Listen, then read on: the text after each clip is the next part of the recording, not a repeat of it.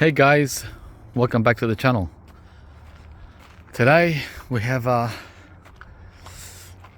small job to do. Always work, gotta mow the lawn too. Grass grows so quick in summer, every 2 weeks. But today we're doing this big guy. That's the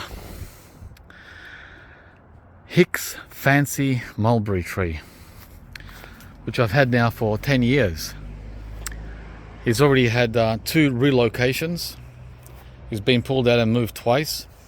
And as you can see, it hasn't deterred him from being monster size. So yeah, mulberry, any mulberry will do just fine here. So today, I should have done it like a month ago. Shoulda, coulda. We're gonna bring down the height, because we can't get anything up there. This is exactly 4.5 meters in height. It's a tall tree. It's 15 feet in the air up there. So we want to bring it to around 2.5 meters, 2 to 2.5 meters, which is half the tree. Okay. So we're gonna grab, and I've got a lot more videos coming, guys, on the Mexican cream guava, the 20th century persimmon. Check it out. A lot of good stuff. And the carob tree there, which I'm gonna prune as well. In the center, I'm gonna remove all those middle branches that are crossing like that. All right. Whew. Today was a cool day. We've been having between 26 and 36 degrees Celsius every day. And today is an off day, only 23. Yeah. You can see the Hicks Fancy there, rising up above the white sapote. That's the white sapote. And up there's the Hicks Fancy mulberry. So the height of the white sapote is the perfect height. Around 2.5, just under 3 meters, right? 2.5 to 3 meters. 3 meters at the tips. So I'm going to bring those down too. Bring those tips down. But 4 meters is way too high, guys. And 5 meters is crazy. Can't get there. Unless you're an early bird. If you get up at 5 in the morning, you beat the birds, and you have a ladder, yeah, go for it. Enjoy the bounty. But I'm not a 5, I don't belong to the 5 a.m. club. I get up around 9, 10 a.m. and it's all finished. Everyone's long gone to the next property. They always start here for some reason in the morning, which is not good for me. All right, so we're gonna bring it down. So you see it now, and you're gonna see it in a few seconds at half the height. Yeah. So I got most of it down. There's the tree now. It's got scalped. Just got to remove those smaller branches, which I could leave, but I'm going to remove them. But the heavy duty stuff is gone. So you might be asking, what the hell is this guy doing? He's growing a tree which you can't enjoy the fruit from. So why bother? Can anyone guess why I'm bothering to grow a tree like this without getting any fruit, or hardly any? I do get a handful of fruit. I mean, if there were no birds, I would be able to have at least 2 or 3 kilos of mulberries. But it's only this many, if I'm lucky, because well, there's just so many. The reason, guys, I'm doing this is because of mulch. It's pretty obvious. Look at it, right? Some people grow plants for nitrogen fixing and for green manure. Well, this is my version of it, because I'm not growing pigeon pea and such, because I don't do so well here. Pigeon pea is slow to get going in spring because of our unstable weather. One day it's summer and the next day it's winter. pigeon pea doesn't like winter. It's tropical. So by the time pigeon pea is ready to do its magic, summer's over. It's finished. And then by Easter, the pigeon pea says goodbye. I'm out of here. So it's a waste of time me trying. I've already tried it. It doesn't work. This is a better solution. Look at that. I get two of these harvests of green manure every year. One now at the one in summer and one in winter, early winter. Yeah, and we still have a bit more to go, and that's only one mulberry. Remember, I've got 6 mulberry trees, or 7, I can't remember. Yeah, it's a lot of green manure. Okay, so what I'm going to do is fill up this whole bed here, this new bed, with these cuttings, right? The job's done. It's exactly 2 meters. We went from 4 meters, above 4 meters actually. Remember, it was taller than the white sapoti there. And now we're down to 2 meters, and we have all this wonderful mulch. That took me 15 minutes. And it's gonna it's gonna take me another 10 minutes or less actually to clean up the mess. But what I do is I just let it sit there for a couple of days so it gets a bit brown and crunchy, and then I lift it. So that's the Hicks Fancy butchering. Don't be afraid. I've got sawdust in my throat now. Don't be afraid to hack. I left the branches I left were the ones that are drooping like this, drooping down. See how they're dripping down? They're the ones you want for the fruit coming in March, the autumn crop, which is much smaller than the spring crop, because you want to be able to reach the fruit, right? Okay, so that was that, and that's all you need. Just 2 tools. And if you think I'm crazy and I overdid it, well, check out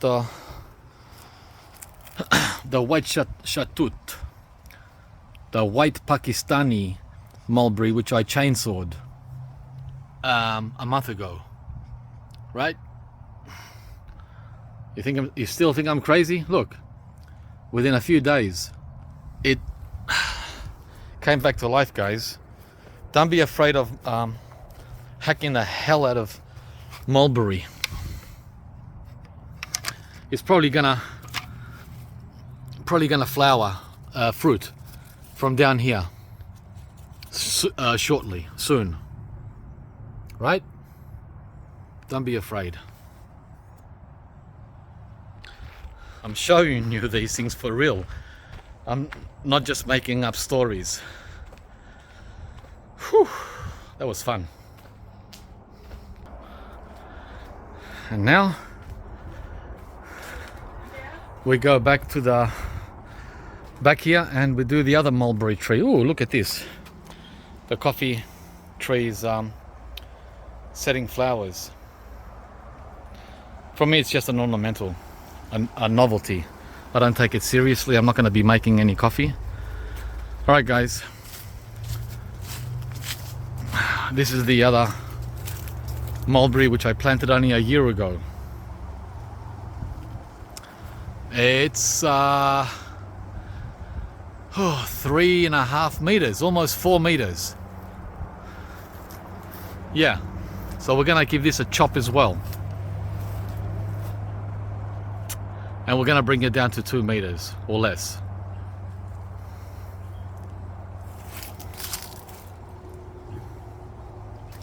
This one is the so-called dwarf black mulberry at almost 4 meters. Well, it says on the label 2 to 4 meters. They got that right. I'm going to bring it down to 2 meters, guys. Okay, not much for this one. It's only a year old. Only a year old, and look how much I cut off. And by the way, I noticed something a little too late. I should have done this a month ago. Look, there's mulberries. Grrr. That's why you gotta keep checking your trees. I didn't see them because they're green. The flowers are green, and I didn't notice. I didn't notice the flowers were coming. The fruit, that is. So, oh well. A little late to the party, but no big deal, guys. This is the second crop. And also, usually the birds get these as well. Yeah, of course they do.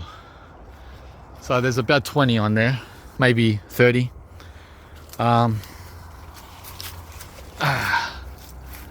Yeah, so I brought it down to just over 2 meters, 2.2, maybe 2.5 meters.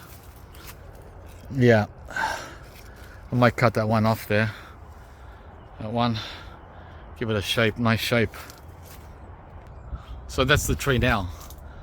Before it was almost as tall as the native Australian tamarin, which is 6 meters or more, over 6 meters. Something's going on up there. I can see something's growing. There you go, in there. Very hard to, yeah, some new activities going on up there at the 6 meter mark on the Australian native tamarin. Anyway, I'm hoping that will be a canopy tree in the next 10 years, that it'll cross over there and cross over here. I've got a long wait. We're not in the rainforest of the Daintree rainforest. We don't get enough rain. These guys need rain in summer. We don't get any rain in summer, unfortunately. We only get rain in winter, which kills the tropical trees. Thank you very much. So it's an uphill battle. It's an uphill battle, but it's fun, right? It's a challenge. It's a challenge. So that's the second. Are we at the second? Yeah, the second mulberry that we trimmed. Third, actually, if you count the white shatut. Let's go and have a look at the other guys. Here's the newest member. This guy here has only been in the ground 2 months. He's almost at the top of the fence. Look how fast mulberries grow, and it's in shit soil. That's the worst soil I have at Fruitopia. Right? No fertilizer, no compost, nothing. Just straight into native soil. And look at, guys, look at it. It's thriving. No care, no food, just water. It needs a lot of water. Water the hell out of it. And this is, I got this from Ross Creek. It's called Pakistan. Now I don't know if it's Pakistan red. Okay, it's Pakistan black. I think it's the black one. Right? It's not very clear. We'll find out. Yeah, so that's this guy here. I wish all tropical trees were as easy to grow as this. Look at that. No attention, no care, no nothing. And is in full sun. 40 Celsius. Thank you very much. Next, he's not looking too happy. This guy here that sat in a puddle of water for 2 months. Back in October and November, when we had the non-stop rain. He came out of that funk. He did a lot better, but now for some reason that we're dry, now that it's dry, that it's not raining at all, he's gone into this droopy funk. So I don't know if I should water him or if that will make things worse. So you don't know. That droop could mean too much water or not enough water. What do you guys think? What does that look like to you? You don't know which way to swing with these guys. And that's the Angela. The Angela mulberry, supposedly the sweetest. Well, we're gonna find out. I have him in the vegetable garden. I couldn't plant him anywhere else. I didn't have any room. And now, guys, there's one more mulberry. Let's go and check it out. The next one is the newest one as well. The Angela. This one and the Pakistan are the newest. This one here is called the Beanley Black.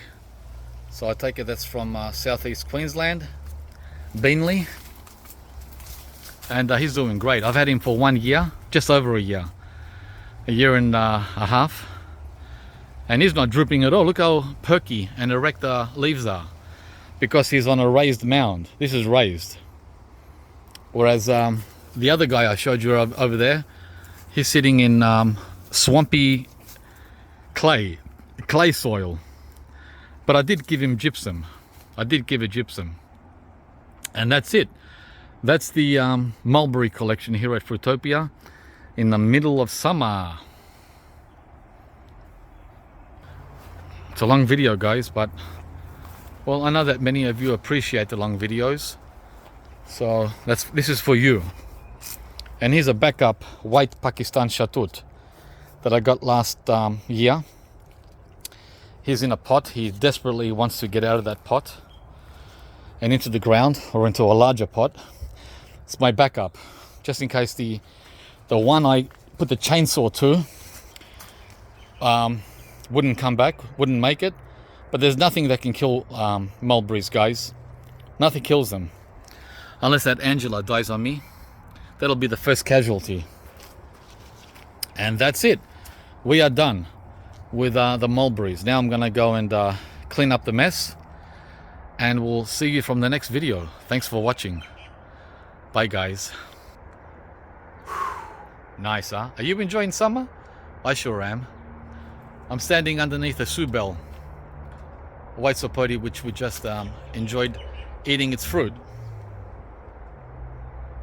Yeah, lots and lots more coming. Bye, guys.